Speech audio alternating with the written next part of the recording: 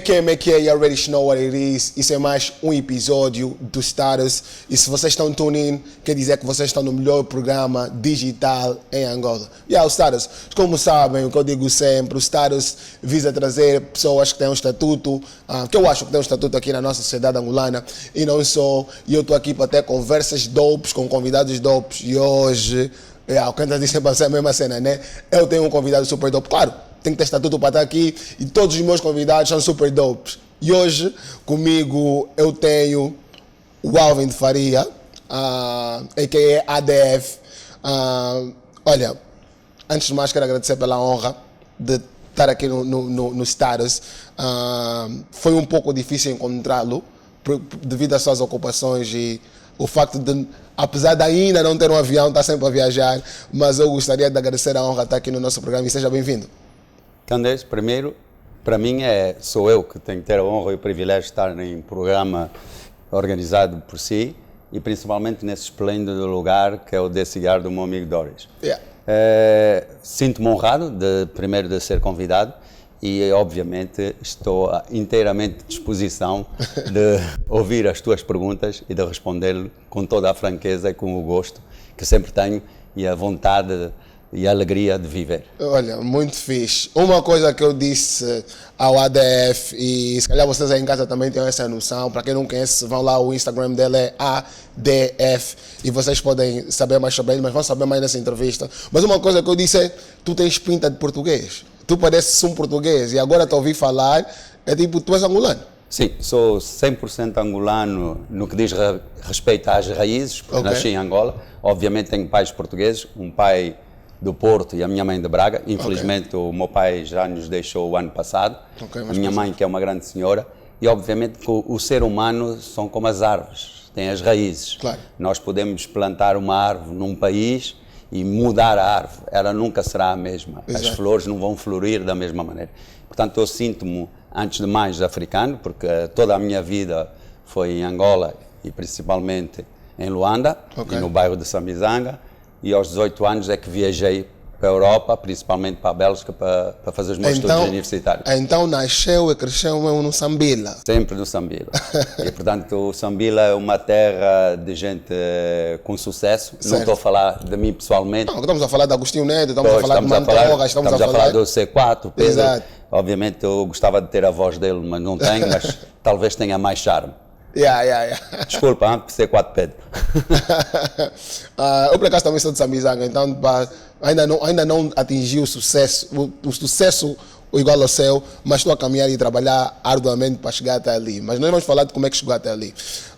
Diga-me uma coisa, como é que foi crescer no Sambizanga, sendo branco, porque eu não diria que você é mulato, eu diria que você é branco, naquela altura? Sim, naquela altura, se me tivesse vindo, e obviamente para as pessoas que não me conhecem, eu nasci em 1965, já faz muitos anos. Fazerem o cálculo... 10 anos antes da independência. Sim, muito.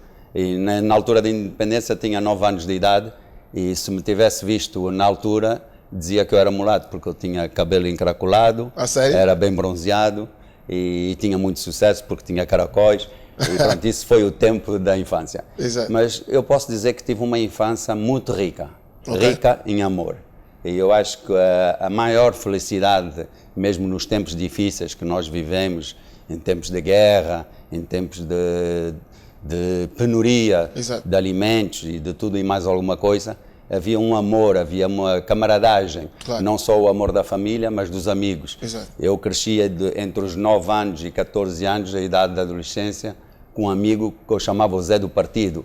E íamos para o quilómetro 17, montávamos a cavalo, tínhamos experiências, aquela riqueza que hoje em dia a nossa juventude, com as novas tecnologias, está agarrada a um telemóvel, a um iPad, esquece de comunicar e esquece de criar coisas. Nós criávamos coisas, nós criávamos os nossos próprios brinquedos, nós fazíamos os karts do rolamento, coisas que hoje em dia já é difícil termos acesso a isso. Não quero criticar que a juventude de hoje seja mais moderna, mas essa riqueza, os valores, e obviamente o seu programa que se fala de estatutos, e estatuto agradeço dizer que eu sou uma pessoa famosa e com sucesso, mas o sucesso é relativo. Os estatutos incumbe completamente ter regras, Exato. regras, valores, ética. E tudo isso graças a uma educação que eu tive. Eu tive a chance, e tenho a chance de ter uma mãe extraordinária, uma professora, uma senhora que nos deu os valores da vida. Certo. E os meus pais sempre disseram, na vida há dois caminhos, há o mau e o bom. Nós ensinamos a ver os dois caminhos, mas você tem que traçar o seu próprio caminho. E foi esse caminho que eu fui tratando, e foi esse caminho que eu tracei na minha vida, fui aprendendo. E com a humildade de saber ouvir as pessoas, Okay. e errar, e tudo não é feito de sucesso. Tudo o que a gente tem que fazer na vida tem baixos e altos, e a vida é uma trajetória. Claro. O que é importante não é ir do ponto A ao ponto B, mas nunca se esquecer de percorrer esse caminho. Nice. Esse caminho sempre de felicidade, de comunicação e de amor para o próximo. Claro, tocou na sua mãe. Qual é, da maneira que tocou na sua mãe, dá para ver que tem um certo afeto e uma certa admiração pela sua mãe. Qual é a sua relação com a sua mãe? O que é que a sua mãe significa para si? Naquilo que é o seu trajeto até hoje? Sim, a minha mãe significa muito para qualquer ser humano. Claro. Eu acho que o amor materno é importante porque nós somos todos, mesmo que seja homem, nós somos todos filhos da mãe. Exato. Nós Nós somos todos nós filhos os da pais, e graças a Deus hoje eu sou pai, Yeah. quem cria, quem dá a luz são as mulheres. E nós devemos respeitar. Há aqueles que dizem por trás de um grande homem está uma mulher, eu digo sempre, ao meu lado está sempre uma grande mulher. Exato. E esse respeito que nós devemos estar e devemos agradecer todos os dias. E não era só por ser a minha mãe, mas era uma senhora que desde a minha infância deu aos 7 filhos que ela 7? tem, sim, 7 filhos. Desculpa, Na altura, os seus pais portugueses tinham 7 filhos? Era normal naquela altura os portugueses terem 7 filhos? era Porque muito- isso é uma cultura muito angolana, tem muitos filhos. é muito normal, porque os países quentes, nós, e obviamente na altura, eu imagino, não havia tanta televisão, tanto entretenimento, não havia tanto Instagram, não havia entretenimento, eu acho. status. E, portanto, havia essa liberdade, e graças a Deus somos uma família numerosa. Ok. E eu tive o privilégio de nascer no meio, tenho 3 Aí em cima. em cima e 3 cá em baixo. Ok. E é por isso que talvez no percurso da minha carreira acabei por ser diplomata, porque era o mediador entre os conflitos entre os irmãos. Ok. Mas sempre tive uma relação muito fraterna e de amizade com os meus irmãos, e obviamente sempre fui um homem de diálogo e de conversas e de ânimos, mas com energias, é o mais importante, de energias positivas. Oh. E para voltar à educação da minha mãe, ela sempre deu-nos o apoio necessário. Não estou a falar pessoalmente de mim, Claro. mas dos outros meus irmãos, e é importante, é ter a estabilidade. Eu acho que a estabilidade de uma sociedade passa pelas famílias. Nós Claro. somos um pilar, e esse pilar, independentemente das orientações que cada filho vai seguir, principalmente numa família com educação igual, nós somos 7 e cada um seguiu um caminho completamente diferente. Certo, certo. Nós estamos no DC Cigars Sky Lounge, e o que se faz no DC Cigars é fumar. Sim. E nós temos aqui 2 charutos, um para si, outro para mim. Sei que fuma e é um bom apreciador e também é embaixador do DC Cigars. Então, nós aqui a falar, estamos a beber, estamos a fumar. Vou lhe convidar a fazer um brinde. Muito te agradeço. Que aqui nós fazemos um brinde e olhamos nos olhos. Te agradeço. ok? E eu digo sempre, quando faço um brinde, não podemos escolher os nossos pais, embora que eu tenha pais perfeitos, mas podemos escolher os nossos amigos. A amizade. Amizade. Prazer. Prazer. E claro, acendemos sempre um charuto, né? E já agora bebo sempre vinho tinto, que parece que faz bem ao coração. Ah, é? Vou pedir aqui ao Edgar. Eu já ia acender, mas como tem aqui o Edgar, faz Agora. favor. Dar a bondade do Edgar de acender. Primeiro os convidados. Eu já sou de Muito casa. agradeço. ADF. Então, cresceu e cresceu no Sambizanga, teve essa infância muito ávida, muito fixe, que teve contato com a natureza, uma infância diferente da nossa, e claro, estamos a falar ali no tempo antes da independência e mesmo durante a independência, mas depois saiu da Angola aos 8 anos, como tivera Aos dito. 18 anos, sim. Para onde é que vai e como é que é a sua vida a partir dessa fase? Sim. Eu faço um pequeno parênteses. Na infância, da adolescência, eu ainda não tinha as siglas ADF, chamavam-me Ruka, Ruka. porque é o meu primeiro nome, Rui. E Ok. obviamente agora que me convidou o privilégio de poder desfrutar de um bom charuto Fuente, E eu digo sempre que o ADF dá para tudo, porque Fuente, ADF é o amigo de Fuente. Amigo de Fuente. Eu tenho o privilégio de ser amigo pessoal Oh, Por acaso saiu bem a ADF, mas depois vamos falar sobre essa sigla e o significado dessa sigla que muito significa para si, mas muita gente não sabe exatamente o que é. Mas estava eu a dizer então que depois foi viver para fora, sim. Certo? Como é que foi? Foi inacreditável porque eu e o meu irmão, o Fernando, éramos adeptos do windsurf. Na altura fazíamos windsurf no quilómetro 17 e eu tive o privilégio de conhecer um senhor belga que chamava-se Pierre Cardin. E era chefe geólogo. Desculpa, em que ano? Estamos a falar na altura quando eu tinha 14 anos, portanto, em 79, 80, okay. Uma coisa assim. Mas não é o Pierre Cardin? Não é o estilista, infelizmente. E na altura eu ensinei o senhor a fazer windsurf e ficámos amigos e obviamente ele tinha dito que eu era inteligente e que era pena porque eu estudei no Mutiacavela e estava a terminar o último ano e ele tinha-me sugerido ir para a Bélgica. Para a Bélgica, um país frio, um país com uma língua completamente diferente, duas línguas, o francês e o flamengo. E na altura comentei com a minha mãe e obviamente a minha mãe disse e apoiou-me uma boa iniciativa a tentar ir fazer a universidade fora. O meu pai disse, mas o que é que vais fazer para um país que nem sequer falas bem a língua? Tínhamos o básico da língua francesa da escola. E lá peguei nas minhas malas e fui para a Bélgica com 18 anos. Ao chegar à Bélgica, o meu nível de francês não era tão elevado e tinha o diploma do Mutiacavela. Para ser reconhecido para entrar na universidade, tive que passar o jury d'état, que têm que fazer exames. Esse francês qual é? Jury d'état. Que era passar os exames para que correspondessem e que houvesse equivalência ao diploma.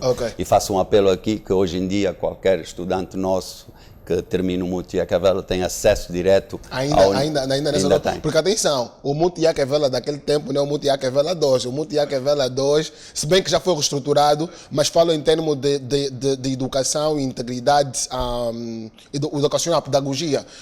Naquele tempo, das escolas naquele tempo a quarta classe não é a quarta classe 2, vocês estavam muito mais avançados e havia de facto os professores e a educação era valorizada de facto mais do que hoje em dia é. E o nosso sistema educacional já não tem tanto peso assim, principalmente o estatal. Mas é bom saber, eu não sabia por acaso que conseguia ter equivalência. Sim, tem, porque normalmente quando se saia de alguns países é preciso fazer um teste de equivalência aos diplomas para entrar na universidade. E, sinceramente, depois de 2 meses, fiquei arrependido de chegar à Bélgica, porque quando cheguei na altura ainda havia um pouco de sol, muito obrigado, mas depois começou a neve, eu não tinha, a primeira vez que andava de casaco, tinha os sapatos da sola de couro, deslizava no gelo e telefonei à minha mãe e queria voltar. E a minha mãe disse, já que estás aí, ganha um pouco mais de experiência e tenta adaptar. E pronto, comecei a organizar festas no campus universitário que eu tinha, onde eu residia. E pronto, fui com modéstia à parte, fui aprendendo e na altura, obviamente, não tinha recursos para pagar Estamos a falar já nos 80. Sim, não tinha recursos para pagar professores privados.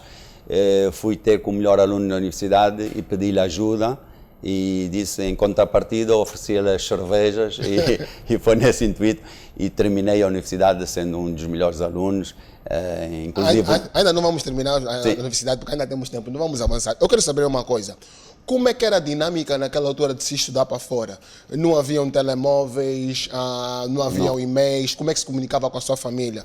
Como é que se sustentava lá? Trabalhava, os seus pais mandavam dinheiro, como é que o dinheiro chegava? Os meus pais ajudaram-me no início e obviamente também trabalhei nos restaurantes e nos bares para pagar as minhas propinas, mas ganhei muito dinheiro utilizando aquele nosso espírito bem africano, organizando, porque eu estava numa universidade católica, era um campus universitário com 25 mil estudantes, dos quais 15 mil eram estrangeiros. E no final de semana ficavam estrangeiros no campus universitário e eu organizava festas nos auditórios de classe, onde fazia pagar as entradas e ganhava uma quantia razoável que me permitia de usufruir de certos privilégios e poder convidar amigos e inclusive ou amigas, se quisermos dizer melhor, aos restaurantes em Bruxelas.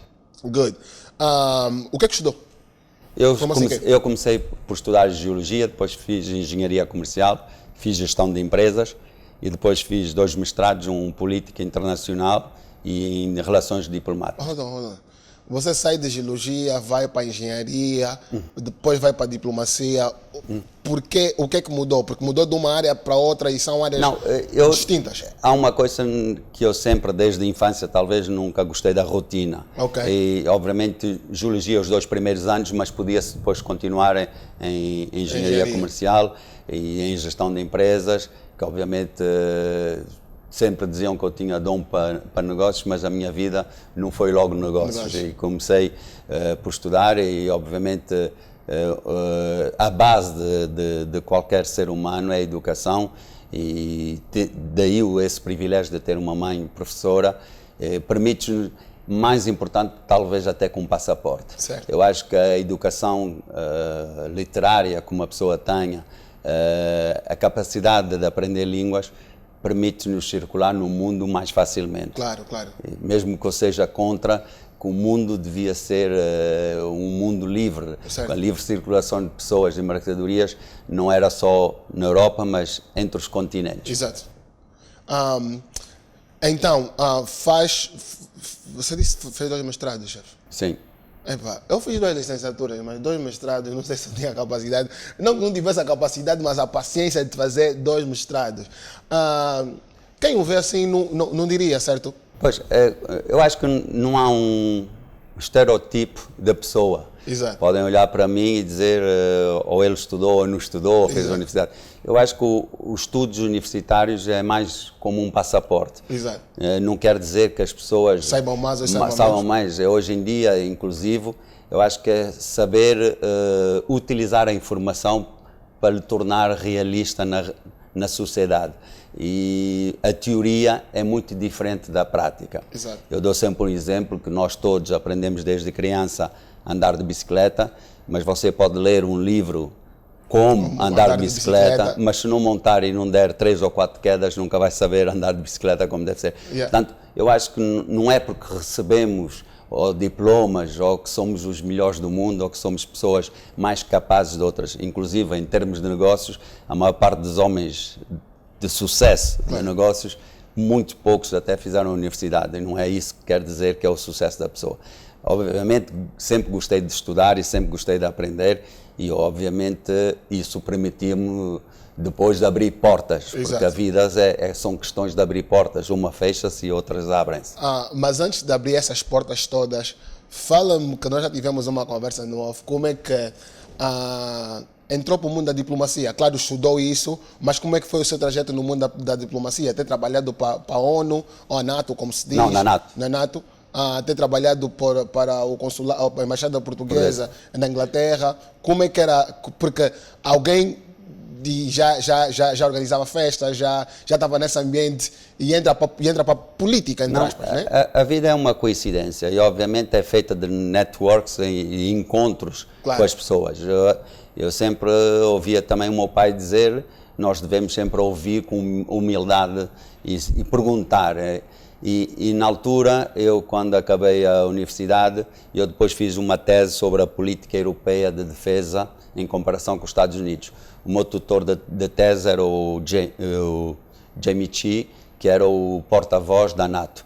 E na altura, quando apresentei a minha tese em Bruxelas, aí foi na altura da Universidade Europeia, tive o privilégio que veio assistir à defesa da minha tese o representante de Portugal da parte económica em Bruxelas. E, com modéstia à parte, tive 19,75 sobre 20 na apresentação da minha tese. Você talvez só aparece, look, barras, brains. Mas, e fui convidado apresentei em 28 de março e dia 1 de abril recebi uma carta do Comitê Económico e Social da Comunidade Europeia para fazer um estágio sobre a União Europeia. Quando apresentei-me ao estágio, eles disseram que tinha que começar em outubro e eu quis começar dia 1 de abril, que era o dia das mentiras, mas não foi uma mentira, foi verdadeiramente uma realidade. E eles disseram, mas infelizmente se começar cedo você não vai ter direito a uma propina, nem sequer um saldo de pagamento pelo seu estágio. Eu disse, não importa porque eu quero voltar para Angola e queria fazer esse estágio. E na altura fui assistente do Adriano Gracioso, que era o presidente do Comitê Económico e Social, e tive a ideia de redigir um relatório sobre os países ACP produtores de petróleo. E na altura do final desse estágio de 6 meses, apresentei o meu relatório e que inclusive pagaram-me por esse relatório. Fui chamado pelo então chefe de gabinete do Cardoso e Cunha, na Comissão Europeia, se podia transformar esse relatório que eu tinha feito sobre os países ACP produtores de petróleo, quer dizer, os países africanos, Caraíbe e Pacífico, no quadro da Convenção de Lomé, e fizeram uma pergunta seguinte, se eu conseguia transformar esse relatório na organização de uma conferência em Angola sobre os países ACP produtores de petróleo. E foi isso que aconteceu. Isso foi uma das primeiras grandes portas que me abriram e foi 4 a 6 de maio de 1992, organizamos a primeira conferência sobre os petróleos, gás e carvão em Angola, que teve lugar na antiga Assembleia da República, e foi um sucesso. Nesse intuito, depois de ser um sucesso, infelizmente, depois dessa conferência, nós tivemos esse episódio triste da nossa história, o que aconteceu em 1992, e que, graças a Deus, depois voltamos à paz. Eu voltei para a Comissão Europeia e nomearam-me assistente do diretor dos petróleos e gás da Comissão Europeia. Trabalhei nos petróleos, trabalhei nas energias renováveis e mais tarde fui nomeado para o programa TERMI, que é o programa das energias renováveis, e onde fiz um programa financeiro sobre os financiamentos por terceiros que consistia em investir em novas tecnologias, reduzindo a fatura energética dos edifícios. E por último, a última fase, quando estive na Comissão Europeia, fui nomeado para trabalhar na termonuclear. Fui um dos primeiros, entre parênteses, angolano. Tem que fazer o primeiro assim. Angolano, português, a trabalhar na termonuclear. E como é que eu fui parar depois à diplomacia? Quando estava na Comissão Europeia, devido talvez ao meu currículo ou à minha simpatia, eu fui contactado por o então secretário de Estado das Comunidades Portuguesas a propor-me se eu queria fazer uma carreira de diplomata, e obviamente disponibilizei-me e pouco tempo depois fui nomeado e tive o privilégio de servir o Estado português entre 2000 e 2005 como conselheiro social da Embaixada de Portugal em Londres. Dope. Quando é que a Whole Blood, porque vocês não sabem em casa, para quem não sabe, né? O ADF é um dos representantes da Whole Blood. Eu estou a falar certo, é Whole Blood, right? Whole Blood.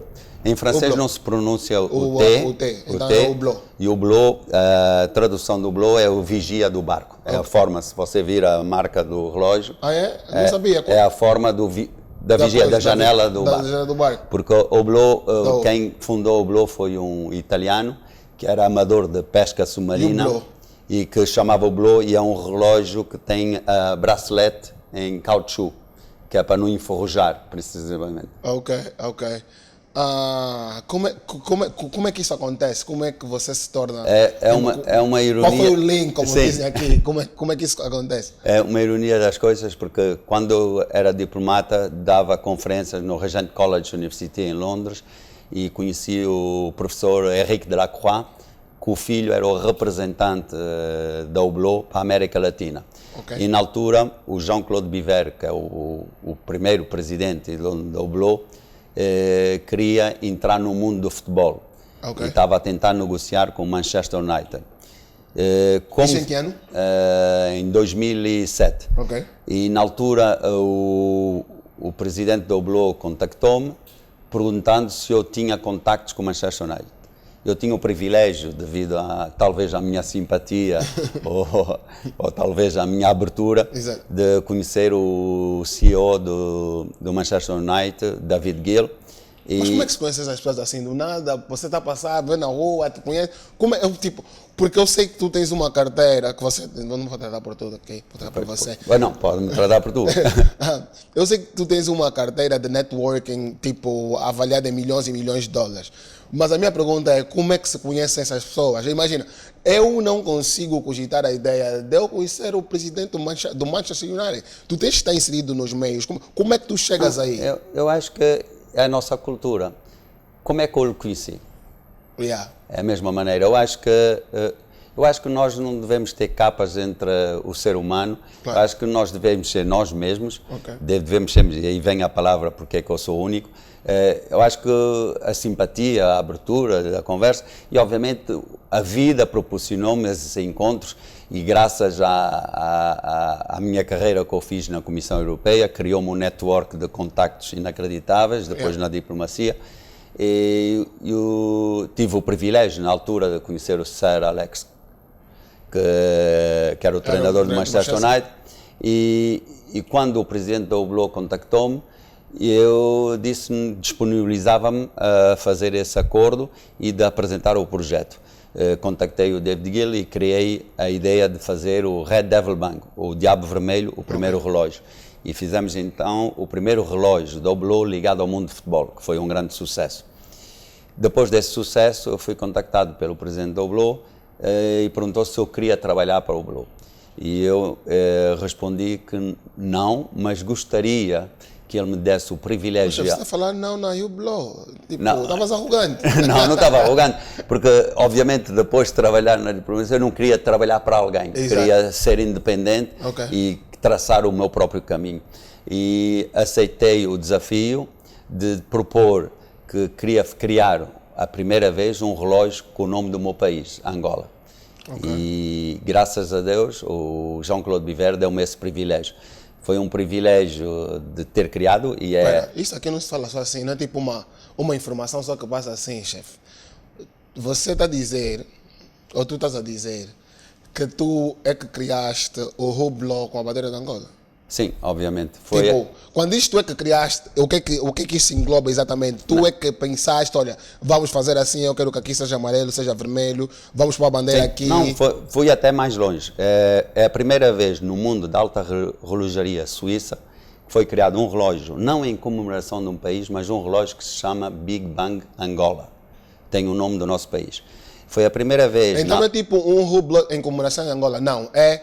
O Oblò Angola. Sim, Big Bang Angola, porque no fundo, para saber a história da Oblò, os primeiros relógios da Oblò foram relógios Classic Fusion, que é deste modelo, que é um modelo mais fininho, e foi na altura, em 1989, que o Jean-Claude Biver criou o modelo Big Bang. Big Bang porque ele dizia que era o nosso Big Bang do universo, fusão de matérias, onde misturava o ouro, o aço, a borracha, e tivemos esse privilégio. E na altura, quando ele me propôs, eu tive a ideia de criar o Big Bang Angola. E ao criar o Big Bang Angola, eu juntei a esse relógio três coisas importantes.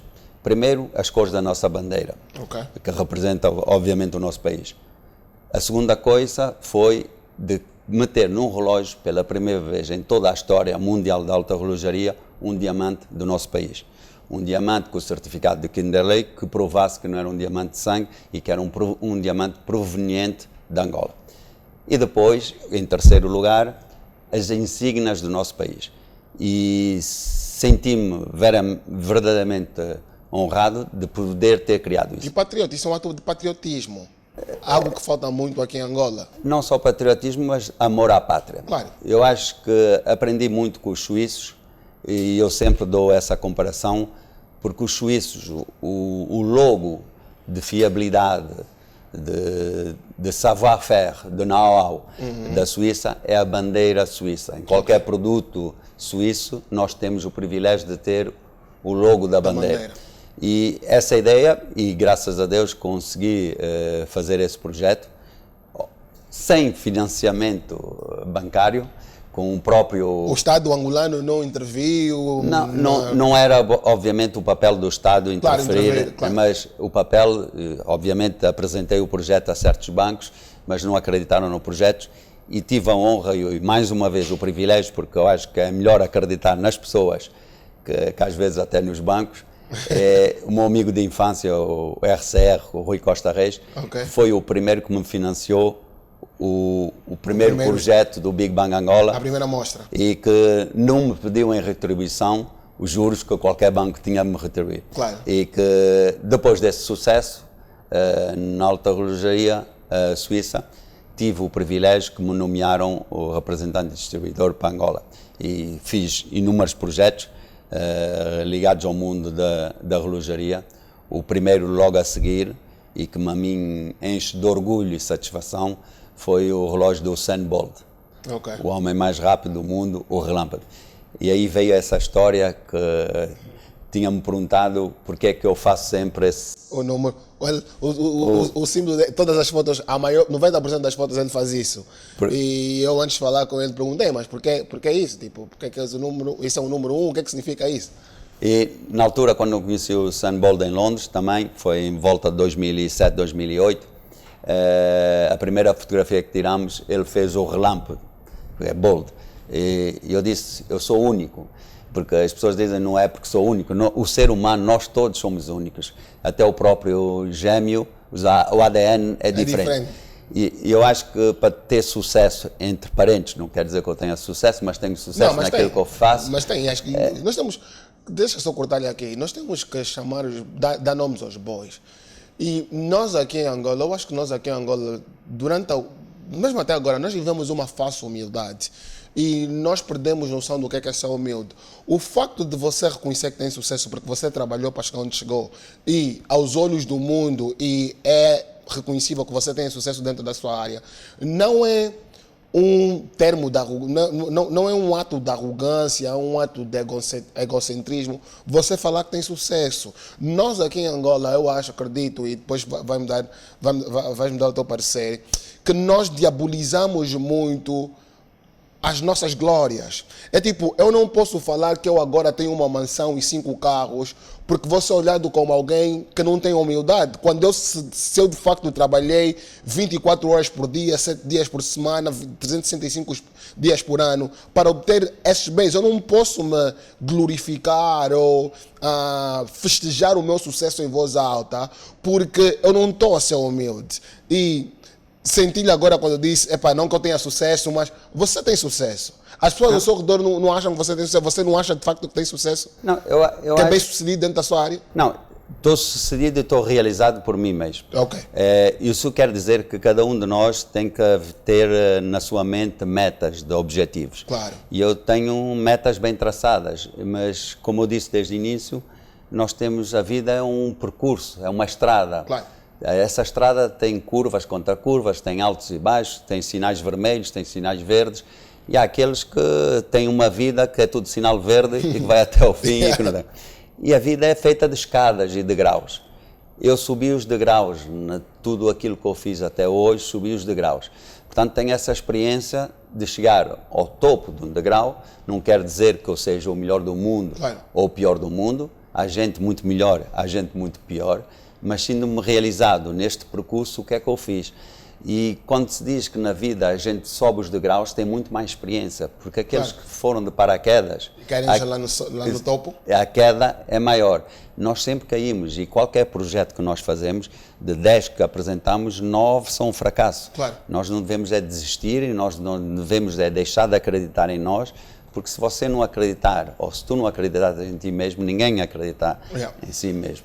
Portanto, o número 1? O número 1, porquê que é o número 1? Porque, embora que eu venha de uma família de 7, não quer dizer que eu seja o número 1 do número 7, dos 7. Mas sou o número 1 porque sou eu mesmo e porque é a minha filosofia de ser. Porque eu digo sempre, se eu próprio não acreditar em mim, ninguém vai acreditar em mim. Claro. Porque todas as decisões, infelizmente, todas as decisões que nós tomamos na vida são sozinhas. Mesmo que nós temos um comitê de reuniões, que temos um número de pessoas que têm a tomar uma decisão, a decisão sempre final compete a uma pessoa. E sempre pensei nisso. E sempre disse porque é único. Inclusive, da ironia das coisas, o sistema e o mecanismo dos relógios Hublot chama-se único. Ah, é? E veio-me essa ideia de apontar o dedo. Não é apontar o dedo de dizer que apontar o dedo a alguém porque é feio desde a nossa infância, mas de fazer a minha marca. E veio da ideia do Usain Bolt de fazer a sua marca, eu fiz a própria marca. Exato. E porquê é que veio o ADF? O ADF é o nome de família, é Alvim de Faria. E Alvim de Faria, que na altura, também em 2008, 2009, tive o privilégio de fazer o próprio vinho tinto, que eu tanto aprecio. Não sou produtor de vinho, mas associei-me com um grande produtor de vinho em Portugal, o Dirk Niport, que é muito conhecido do Douro, e tive a ideia de fazer um vinho que fosse um vinho numerado, uma edição limitada. E é por isso que tive a ideia de fazer um número de 1, que era o ano de 2007, uma edição limitada até 2007. E meter o 2 pequenino e fazer ADF 007. Não é porque era o James Bond, mas para ter a edição numerada do vinho. E na altura não queria chamar o vinho Alvim de Faria. E veio uma ideia, no dia seguinte, quando acordei, de jogar com as siglas da signa. As siglas do seu nome, né? do meu nome. Família. Então chamei Amor, Dinheiro e Fama. Amor com um grande A, um pequeno D e um grande F. O F não é porque eu quero ser famoso. O amor que é importante, porque tudo o que a gente faz na vida tem que ser feito com amor, carinho e dedicação. O D pequeno, porque o dinheiro na vida não é importante. Se você tiver dedicação pelo projeto que está a fazer, rodear-se de gente famosa, e que é no caso do network, o dinheiro aparece. E mesmo que não seja muito, aparece. E inclusive, esse vinho depois teve um sucesso que permitiu de ser um dos vinhos que teve a pontuação de 92 pontos sobre 100 do Parca, que é uma referência internacional. Ainda sobre as siglas, sobre amor, dinheiro e fama, se tivesse que fazer uma escolha entre os três? Imediatamente a primeira, amor. Amor. Eu acho que às vezes as pessoas que me conhecem, eu sou dedicado, sou um apaixonado pelo amor. O amor não é o amor entre um homem e uma mulher somente. Mas o amor é o amor empatia, a dedicação, o amor ao próximo, tudo que a dedicação que a gente faz no seu trabalho. Eu acho que ao me entrevistar, e se você estiver aqui a fazer o seu trabalho com uma certa dedicação, isso aí é uma prova de amor e da apresentação daquilo que gosta de fazer. E por aí muitas pessoas criticaram-me que dentro da minha carreira profissional eu mudar constantemente de posto. Mudei porque sentia-me realizado depois de certo tempo e queria novos objetivos, novos challenges. Novas coisas para amar, novos desafios. Pois, novos desafios. Eu acho que a melhor coisa que me acontece diariamente é ao final de um dia dizer fiz qualquer coisa, realizei qualquer coisa. Ainda há muito para realizar e há muito para viver. Claro, também jovem, 30 e quantos? Também ainda é jovem, 30 e quantos? 30 e quantos, era bom. Eu tenho até a honra de dizer, eu tenho 56 anos. Parece. Graças às vezes a certas doutoras que eu conheço que me guardam jovem. Mas eu acho que a juventude vem mais do interior das pessoas. O espírito jovem, eu acho que hoje em dia a maior parte das sociedades dizem que existe uma doença que se chama stress, que é uma doença que não conheço nem quero conhecer e para mim não existe.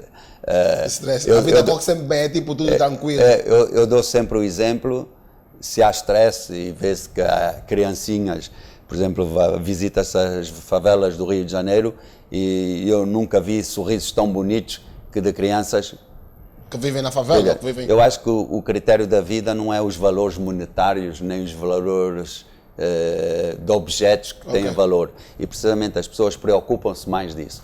Eu acho que eu não estou à procura de sucesso monetário, eu estou à procura de sucesso pessoal e de realização pessoal dos projetos que eu quero fazer. Dope, isso é dope. Eu diria que você é um mestre em networking. E tu não, eu estou aqui a falar para você, por causa da. Mas tu não podes sair daqui sem dar uma aula de networking. Como é que eu uso o meu networking em meu benefício? E quando eu faço esse tipo de perguntas, eu quero saber exatamente como é que eu consigo tirar vantagem do networking que eu tenho, sem parecer bajulador.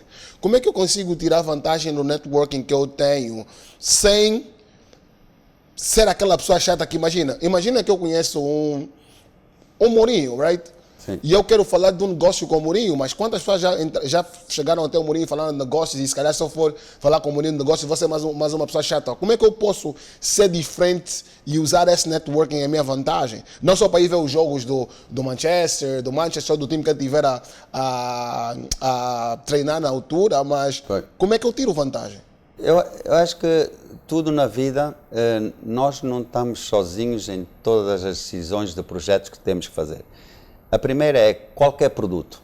Qualquer produto, a meu ver, tem de sempre ter 3 fases, produtos de venda. Certo. Tem que ter a fase da idealização e a realização do produto, do serviço. Do serviço. Depois temos que ter a distribuição. Ok. E depois da distribuição nós temos que ter o network. Esse network é feito de contactos. Claro. E eu acho que contactar as pessoas com uma maior parte sem intenção, obviamente há sempre uma intenção do negócio e a vida é assim, a vida é feita de interesses, mas tem a maneira de ser si próprio. Okay. E essa maneira de ser si próprio, acho que talvez veio do interior da educação que eu recebi, talvez da minha mãe, certo, dessa energia positiva e dessa vontade que eu transmito. Entre nós, eu tenho esse privilégio de ser amigo pessoal do Mourinho, certo, e até posso dizer francamente, sou uma das pessoas raras que lhe faço rir, não é porque quero ser pretencioso, mas verdadeiramente, se é um ídolo, porque nós todos temos ídolos, para mim é um dos grandes ídolos que eu conheci. É um homem, não só manager de futebol, mas é um líder de homens. Exato. E é um homem que cativa o ser humano a ir ao de lá das suas capacidades. Okay. E nós todos temos isso. E tive o privilégio porque depois de conhecer certas pessoas, essas pessoas metem-me num meio propício que acabo por conhecer outras pessoas, mas não é no interesse logo de querer fazer negócio, mas de aprender. E obviamente às vezes também é um intercâmbio de sabedoria, e aprendi muito porque gosto de ouvir e de perceber o que é que está por trás de...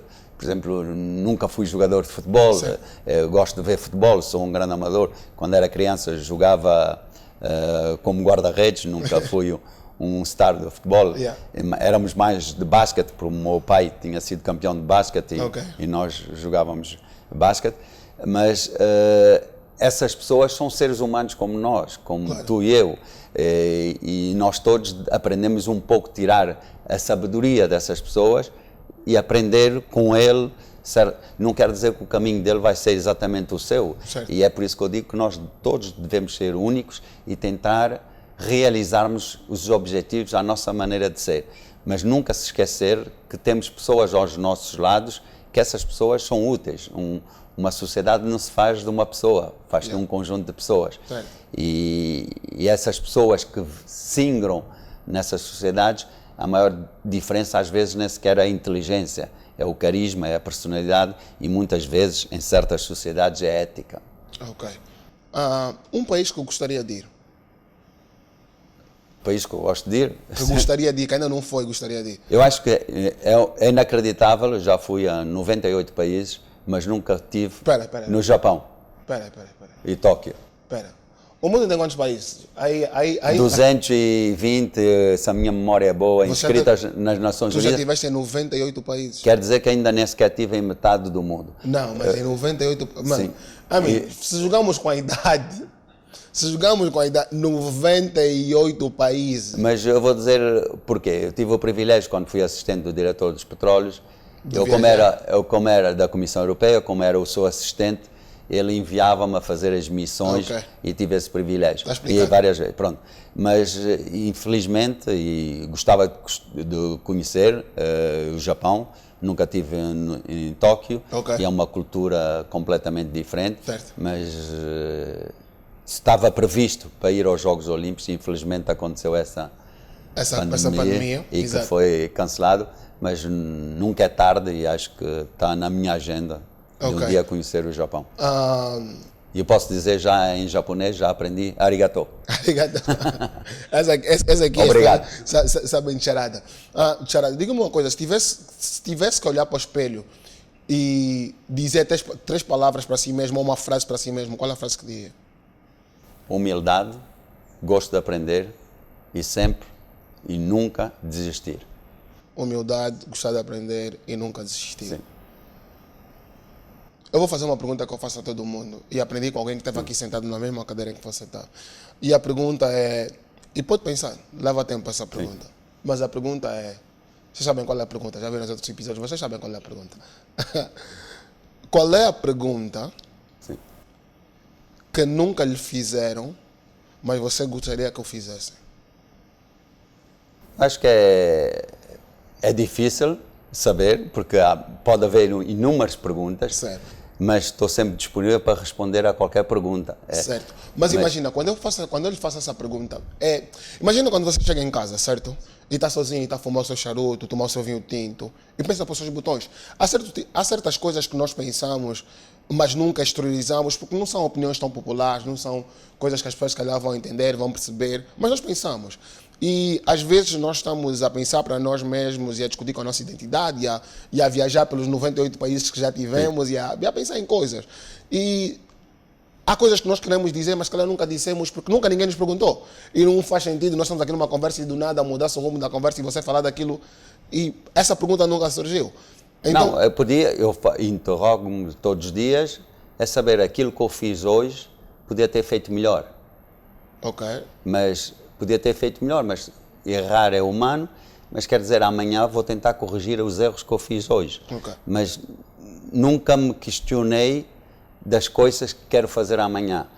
Isso porque tudo o que eu faço e que faço diariamente, faço com convicção que estou a avançar corretamente. Obviamente com erros, e é por isso que eu digo sempre, a humildade e a vontade de aprender levam-nos obrigatoriamente ao sucesso daquilo que nós queremos e daquilo que nós traçamos como objetivos. Quer dizer que o meu sucesso pode ser completamente diferente do seu sucesso, dos seus objetivos. Eu acho que o meu objetivo essencial na vida é ser feliz e de ser um homem que é amado pela mulher que gosto e de ter amigos que, obviamente, eu sei, não confundo amizade com conhecimento. Conhecer alguém. Conhecer alguém e pronto. Alguém. E os amigos, às vezes, contam-se pelos dedos, né, como se diz. Qual é o sentido da vida para si? O sentido da vida, infelizmente, eu digo que existe talvez só uma vida, embora que eu seja católico e que possa existir uma vida além depois de nós. E eu tenho uma filosofia de vida, eu digo que todo problema tem uma solução. Todo problema tem uma solução. Nós devemos acreditar que temos que resolver esse problema. Infelizmente, o único problema, e está garantido que não tem solução, é a morte. Mas a solução da morte é a morte mesmo.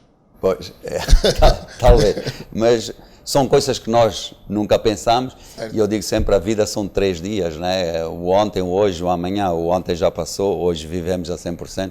Nunca sabemos o que se passa amanhã. A única coisa que sabemos amanhã quando acordamos, este momento agradável que estamos a ter aqui e essa conversa, nunca mais vai voltar. E é por isso que eu digo sempre, e o slogan do famoso relógio Big Bang Angola que criei era: nós não podemos parar o tempo, mas podemos viver com o tempo. Vivemos com Big Bang Angola. Nice. Isso é um corte.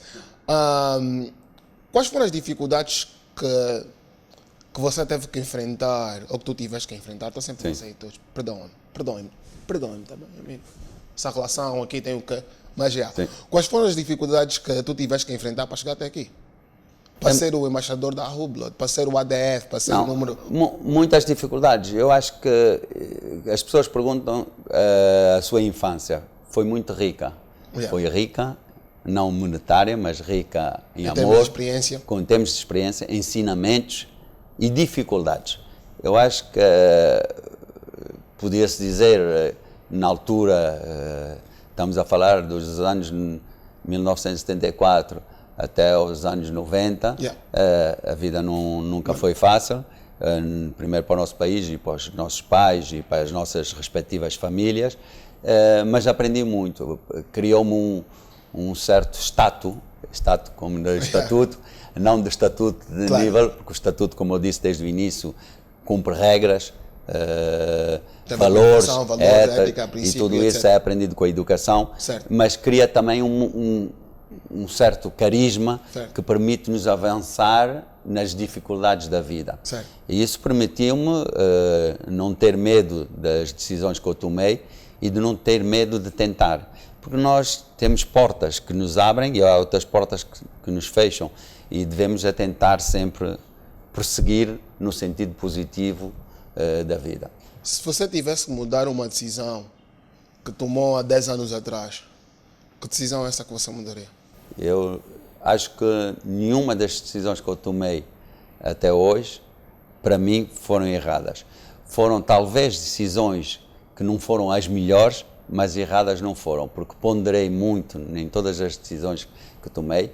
A decisão de ter ido para a Bélgica, a decisão de ter mudado durante a minha carreira de vários postos, a decisão de ter mudado de carreira e de ter entrado no mundo da alta relojaria, e não só não entrei no mundo da alta relojaria, também entrei no mundo de futebol, porque criei a minha própria taça ligada ao mundo de futebol, que é a ADF Cup, que a última em data foi do torneio da Península Ibérica, que teve lugar no Algarve. Ok. E essa própria taça tem uma base de ideia do nosso pensador, o desenho, e não estou arrependido das decisões. Obviamente, errei. Que gostaria de melhorar. Eu gostaria sempre de melhorar. Nunca as decisões são a 100%. Nós temos sempre de ir buscar o melhor, mas nunca esquecer que temos que nos enganar várias vezes, temos que nos cair e temos que tentar de novo levantar para progredir na melhor maneira possível. Ei, isso foi mais um Status com vocês. Conversa super dope. Acho que nós já estamos aqui há 1 hora. E como vocês sabem que a nossa conversa tem cerca de 1 hora, 1h30. E eu quero agradecer muito a ti por ter estado aqui, teres nos dado essa lição. Eu acho que é importante nós termos esse tipo de conversas, principalmente com pessoas que têm um estatuto. E o estatuto é o que tu disseste e eu gostei muito da definição que tu deste sobre o estatuto. Que o estatuto não é tu estás num nível elevado na sociedade, mas é tu seres educado, tu tens valores, tens princípios, tens ética, tens caráter. E acho que são esse tipo de coisas ou características que te fazem atingir o estatuto que atinges, que tu tens, né? Ou que todo mundo que senta aí tem. Então, foi um prazer ter-te aqui. E amor, dinheiro e fama. Foi um prazer e pelas signas que eu digo, eu nunca falo de sucesso, mas o sucesso é relativo a cada pessoa. Certo. E eu acho que se eu pudesse transmitir à nossa juventude, o mais importante de tudo é acreditar em si mesmo, de ser único na sua maneira de ser. Claro. E eu lembro-me, uma vez o Usain Bolt disse-me, nós somos 10 corredores a tentar bater o recorde do mundo dos 100 metros, mas só vai haver um que vai ser o número 1. E eu acho que os outros 9 não querem desistir, querem todos lutar pelo primeiro lugar. Portanto, qualquer ser humano, tu, eu, o outro, deve ter sempre em mente um positivismo, uma energia de ser um lutador e de tentar vencer. E nunca desistir. E não é mau nós queremos ser o número? Número 1. boa noite e agradeço imenso ao programa. Tamo e juntos. principalmente de ter-te conhecido. Obrigado, Carlos, o prazer é todo meu. Estamos juntos. Foi mais um Stardust. E obrigado ao The Cigar. Sabe, nós estamos no Cigar Sky Lounge, né? E a fumar. Tu nem conseguiste fumar. Não teve tempo, porque eu falei muito. Mas quando a conversa é boa mesmo assim. Isto é o resultado de uma boa conversa. Nem se consegue fumar, nem se consegue beber. Então, estamos juntos mais uma vez. Vocês já sabem, nós estamos nessa temporada no The Cigar Sky Lounge. Esse episódio vocês podem ver na aplicação da Unitel, Unitel Net Shows, podem ver no YouTube, podem ver no Instagram, e sigam o ADF para saberem mais sobre networking, para saberem mais sobre a Hublot, para saberem mais da vida desse entusiasmo que é para viver pelo mundo. 98 países não é fácil.